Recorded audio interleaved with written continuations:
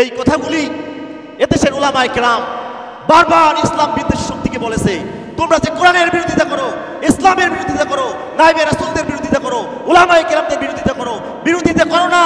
যারা পূর্বে বিরোধিতা করেছে ইতিহাস থেকে শিক্ষা গ্রহণ করো, যারা ইসলামের বিরোধিতা করেছে, উলামায়ে কেরামের বিরোধিতা করেছে, যারা ইসলামকে আল্লাহর জমিনে প্রতিষ্ঠা করতে চায় তাদের বিরোধিতা করেছে, তাদের শেষ পরিণতি কি হয়েছিল ইতিহাস পড়ে পড়ে তোমরা দেখো। মুসলমানেরা তো মনে করে না, ওরা চিন্তা করে যে কাফেরদের সাথে কি কোনদিন আমার আচরণ মেলে? আরে ভাই, আচরণ মেলে না, হুবহু কি মিলতে হয়?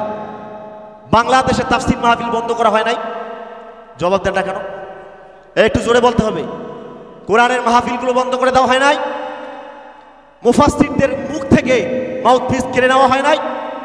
কোরআনের হক কথা বলার কারণে তাদেরকে জেলখানায় বন্দী করে নাই? কথা বলেন না কেন? করছে কি করে নাই? কোরআন শুনতে না দেওয়া এটা কার কাজ? আবু লাহাবের কাজ, আবু জেহেলের কাজ, মক্কার কাফের মুশরিকদের কাজ। কথা বলেন ঠিক কিনা? কেন?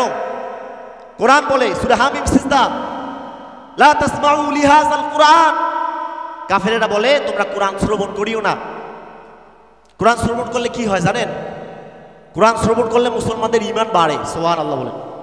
ওয়া ইযা তুলিয়াত আলাইহিম আয়াতুহু, যখন তাদের সামনে কোরআনের আয়াতগুলো তেলাওয়াত করা হয়, যাদাতুহুম ঈমানা, তাদের ঈমান বাড়তে থাকে। ওয়া আলা রাব্বিহিম ইয়াতাওয়াক্কালুন, তখন তারা আল্লাহর উপর তাওয়াক্কুল করা ছাড়া আর দুনিয়ার কোনো মানুষকে পরোয়া করে না। সুবহানাল্লাহ।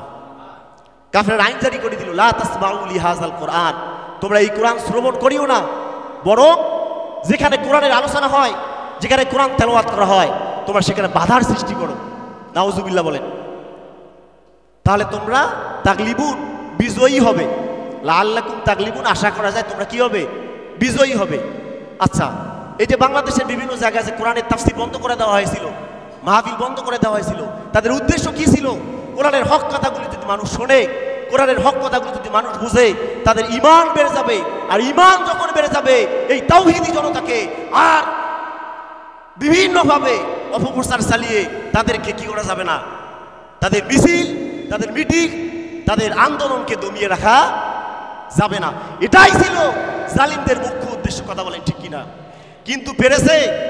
আল্লাহ বলেন, ইউরিদুনা লিইউতফিউ নূরাল্লাহি বিআফওয়াহিহিম আল্লাহু মুতিম্মু নূরিহি ওয়ালাউ কারিহাল কাফিরুন, কাফেরেরা চায় মুখের ফুৎকার দিয়ে আল্লাহর নূরকে নির্বাপিত করে দিতে। কথা বলেন ঠিক কিনা? আল্লাহ কয় আল্লাহু মুতিম্মু নূরিহি, তারা যতই চেষ্টা করুক, যতই ষড়যন্ত্র করুক, যতই কোরআনের মাহফিল বন্ধ করে দেউক, যত বক্তাদেরকে বন্দী করে রাখুক, আমি আল্লাহ আমার নূরকে পূর্ণতা দান করবই করব। সুবহানাল্লাহ। ওয়ালাউ কারিহাল কাফিরুন, এতে কাফের মুশরিকদের শরীরে যতই আগুন ধরুক না কেন।